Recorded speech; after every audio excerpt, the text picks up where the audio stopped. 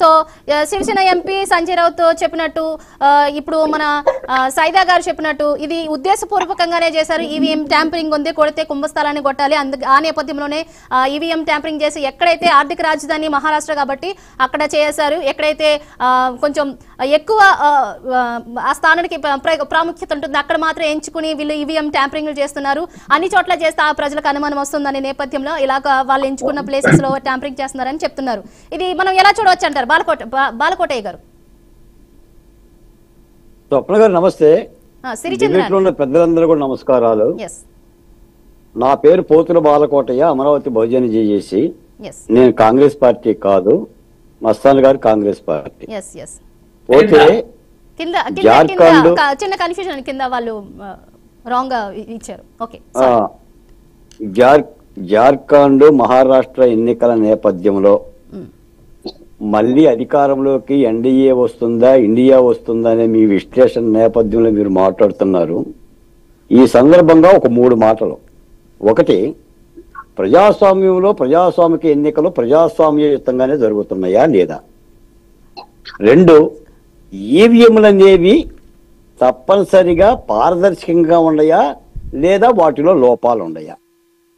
ఈ 2 అంశాలు తెలియకుండా, అంటే ఎన్నికల ప్రజాస్వామికంగా జరగకుండా ఈవీఎంలో దోషాలు లోపాలు ఉన్నాయనే ఆరోపణ నేపథ్యంలో దాన్ని గెలుపని ఎట్టంటాం? ఎవరు గెలిచినా సరే ఎలా దాన్ని ప్రజాస్వామ్యంలో దాని యొక్క వాల్యూగా తీసుకుంటాం? ఈ రోజున భారతీయ జనతా పార్టీ ఆంధ్రప్రదేశ్లో ఒక monopoly party. Modi is the biggest, largest, strongest leader గా తయారయ్యాడు. ఆయన ఏదైనా చేయగలడు. కలిసి వస్తే ఆయనతో కలిసి రావాలి అవతల పార్టీలు, లేదు అంటే చీలిపోయి కొట్టుకొని తుంపులుగా వెళ్ళిపోవాలి. ఇందా మిత్రులు చెప్పారు, శివసేన ఉదాహరణ చెప్పారు, తర్వాత మహారాష్ట్ర నాయకుడు విషయం చెప్పారు, ఆఖరికి అంబేద్కర్ మనవడు పెట్టిన చిన్న పార్టీ కూడా తుంపులు అయినాయి. ఇదేంటంటే వాతావరణం ఈ రోజున ప్రజాస్వామ్యయుతంగా ఎన్నికలు జరుగుతున్న దాఖలాలు భారతదేశంలో లేవు. ఉంటే నాతో ఉండు, లేకపోతే నీ దగ్గర ఉండాలందరిని కూడా తీసుకుంటాను. ఎక్కడ ప్రజాస్వామ్యయుతంగా జరుగుతుందో చెప్పండి? కులం లేకుండా, మతం లేకుండా, ధనం లేకుండా, మాయ లేకుండా, మాయా మత్రీలు లేకుండా, తాయిలాలు లేకుండా ఏ ప్రజాస్వామికయుతంగా ఎన్నికలు జరుగుతున్నాయి? నలుగురు కలిస్తే బలవంతుడు, బలహీనుడుగా ఉంటాడు. ఇద్దరు పోటీ చేసినప్పుడు ఎవడో ఒకడు గెలవాలి. ఎవడు బలంగా ఉంటాడో, ఎవడైతే పరుగు పందెంలో ఉరగలుగుతాడో వాడు గెలుస్తాడు. మోడీ గారు అత్యంత బలమైన పార్టీ నాయకుడు అయిపోయాడు. హిందుత్వ ఎజెండాతో ముందుకు పోతున్నాడు. ఇండియా కూటమిలో కొన్ని పార్టీలు వస్తున్నాయి, చీలిపోతున్నాయి. కొంత పార్లమెంట్ లో బలం సంపాదించినా కూడా ఇంకా పార్టీ దేశవ్యాప్తమైన ఊపిరులు ఊతుకునే పరిస్థితి లేదు. ఈ నేపథ్యంలో జరుగుతున్న ఎన్నికలుగానే నాలాంటోడు భావిస్తాడు. నిజానికి ఖచ్చితమైన నికార్సుగా, నిజాయితీగా, ప్రజాస్వామికయుతంగా గత 30 ఏళ్ల క్రితం 40 ఏళ్ల క్రితం జరిగిన ఎన్నికల్లాగా జరిగితే నిజంగా దీన్ని ప్రజాస్వామిక ఎన్నికలు అని అంటాం. ఇప్పుడు మనమే అంటున్నాం ఈవీఎంలో మోసం చేస్తుంది అని చెప్పి మీరు అంటున్నారు. మరి వైన్మార్లో ప్రియాంక గాంధీ గారు అత్యధిక మెజార్టీతో ఉన్నారు. ఇక్కడేమో మహారాష్ట్రలో ఎన్డీఏ ఉంది. జార్ఖండ్ లో కాస్త కుస్తే ఇండియా కూటమి కూడా బలంగా ఉంది. ఈవీఎంలో మోసం ఏముంది అన్నారు. మరి ఆ రాజకీయ పార్టీల ఆరోపణలు ఎందుకు చేస్తున్నాయి? వాటిని నివృత్తి చేసుకోవాలి కదా. మా రాష్ట్ర ముఖ్యమంత్రి జగన్మోహన్ రెడ్డి గారు ఎప్పటికీ ఈవీఎంల మాయ ద్వారానే చంద్రబాబు నాయుడు గారు, పవన్ కళ్యాణ్ గారు గెలిచాడు అని చెప్పి స్పష్టంగా చెప్తున్నాడు. మళ్ళీ ఆయన ఏమంటున్నాడు? నాకు 40% ఓట్లు వచ్చినాయి, నేను చాలా బలంగా ఉన్నాను అంటున్నాడు. మరి ఈ నేపథ్యాన్ని ఏం చేసుకోవాలి? మరి ప్రధాన రాజకీయ పార్టీలు, దేశవ్యాప్త పార్టీలు ఈవీఎంలకు సంబంధించిన ఆ యొక్క అనుమానాలు నివృత్తి చేయాలి కదా. ఇప్పుడు నాలాంటి కామన్ మ్యాన్ ఉన్నాడు. ఇప్పుడు ఈవీఎం ద్వారా తప్పులు జరిగితే ఎవరు గెలిచినట్టు? చూసి పరీక్ష రాసినట్టే కదా. చూసి పరీక్ష రాసుకోవటానికి ఇంకా పరీక్షలు దేనికి? నాకు తెలిసి దేశంలో మోడీ గారు చాలా బలమైన నాయకుడిగా తయారయ్యాడు. ఆయనకి ఎన్నికల క్షేత్రం బాగా తెలుసు, ఎన్నికల ప్రక్రియ బాగా తెలుసు. నేలను బట్టి, రాష్ట్రాన్ని బట్టి, వాతావరణాన్ని బట్టి కూడా ఆయన యుద్ధ నిపుణుడు అయ్యాడు. కాబట్టి ప్రతిపక్ష పార్టీలు చీలిపోతున్నాయి, బలంగా లేవు, ఐక్యంగా లేవు. రెండోది ఏంటంటే విడివిడిగా ఉండటం కంటే కలిసికట్టుగా ఈ కూటముల ద్వారా ప్రభుత్వాలు ఏర్పాటు అవుతున్నాయి.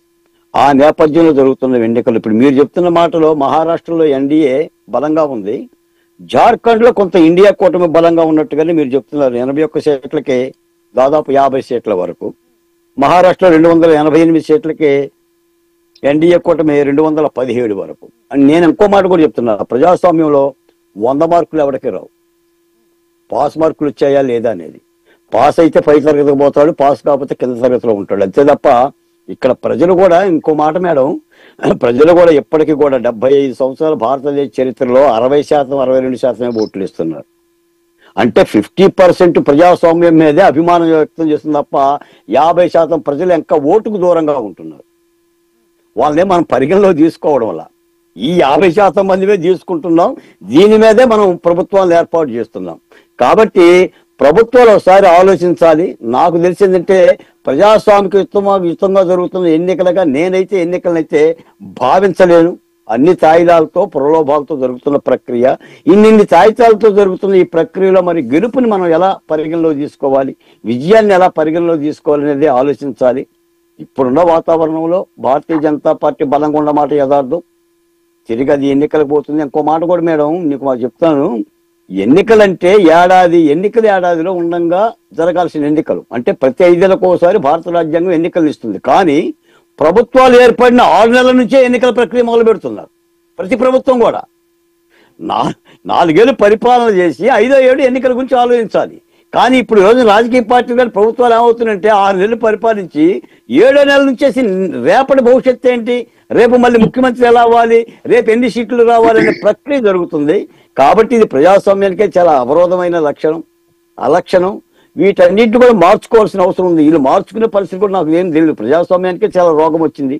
నాకు తెలిసి ప్రశాంతంగా ప్రజాయుతంగా సంక్షేమ పరంగా లేదంటే అభివృద్ధి కాముకంగా జరుగుతున్న ఎన్నికల ప్రక్రియ అయితే ఉండేళ్ళకైతే ఇన్ని అవరోధాలు, దీనికి భగవంతుని ముందు పెట్టాల్సిన అవసరమే ఉందండి ఎన్నికల కోసం, లేదా కులాన్ని ముందు పెట్టాల్సిన అవసరమే ఉంది, మతాన్ని ముందు పెట్టాల్సిన అవసరం ఉంది, ప్రాంతీయ వాదాన్ని ముందు పెట్టాల్సిన అవసరమే ఉంది. ప్రాంతీయవాదం దేనికి? ప్రజలు క్షేమము, దేశము, సౌభాగ్యము, ఇవి కదా ప్రమాణాలు. కాబట్టి ప్రజాస్వామ్య ప్రక్రియ కొద్ది తగ్గింది. దాన్ని పెంచుకోనంత వరకు భారత రాజ్యాంగం ఆశించిన ఫలితాలు కానీ, లేదా దేశ స్వాతంత్రం కోసం కష్టపడిన అంబేద్కర్ లాంటి వాళ్ళు, లేదంటే గాంధీ గారు లాంటి, నెహ్రూ లాంటి వాళ్ళు చేసిన కష్టార్జితంగా ఫలాలు అయితే దక్కదు. కొన్ని లక్షల కోట్ల రూపాయల బడ్జెట్, నీకు ఒక మాట చెప్తాను మేడం. నా రాష్ట్ర బడ్జెట్ 2,92,000 కోట్లు, తెలంగాణ బడ్జెట్ 2,90,000 కోట్లు ఫర్ యానం ఇంటూ 5 అంటే 5 ఏళ్లకి 5 మూలు 15 లక్షల కోట్లు ఒక్కొక్క రాష్ట్రానికి. ఒక్కొక్క రాష్ట్రానికి 15 లక్షల కోట్లు అంటే ఇంటూ 28 రాష్ట్రాలు. రాష్ట్ర బడ్జెట్, కేంద్ర బడ్జెట్ 44 లక్షల కోట్లు ఫర్ యానం ఇంటూ 5 ఎన్ని లక్షల కోట్లు, ఎన్ని కోట్లు, ఎక్కడ పోతుంది డబ్బంతా? ఈ దేశాల దగ్గర రహదారులు, ఈ దేశాల పేదోడికి ఇల్లు లేదు, ఇంకా రైతు ఆత్మహత్య చేసుకుంటూ 1,00,000 2 లక్షలు ఎత్తారని చెప్పి ఎదురు చూస్తున్నారు. Where is the development? ఇది డెవలప్మెంట్ అంటారా? ఇన్ని లక్షల కోట్ల రూపాయలు దేశ సంపద. భారతదేశం సంపన్న దేశం, కానీ పేదోడు ఉన్న దేశం. నేను నిన్న ఒక మాట విన్నా, మొత్తం ప్రపంచంలో ఆర్థికవేత్తల్లో 966వ స్థానం ఆదానిది. ఆర్థిక ప్రగతిలో 906వ స్థానం అయితే ఈ రోజు రెండో స్థానం అంట మాట్లాడుతున్నారు వాళ్ళు. మరి అంత ఆర్థిక ఫలాలు ఎలా వచ్చినాయి? ప్రభుత్వాలు చేయూతనివ్వబట్టే కదా, ఎవరో వాళ్ళు సహకరించబట్టే కదా. ఆదాని వ్యాపారాలన్నీ కూడా ప్రభుత్వ రంగ సంస్థల మీద ఆధారపడే ఉంది కదా, ఎలక్ట్రిసిటీ కానీ, పోర్టులు కానీ. కాబట్టి నేను అనేది ప్రజాస్వామ్యాన్ని ప్రక్షాళన చేసుకోవాల్సిన అవసరం పాలకులకు ఉంది. ఆ దిశగా అడుగులేస్తే మంచిది. లేకపోతే ఏంటంటే ఈ రోగ లక్షణాలతో ఎంత విజయం గురించి మాట్లాడినా అది విజయం అని నాకైతే అనిపించదు. ఆ స్థితిలో లేదు.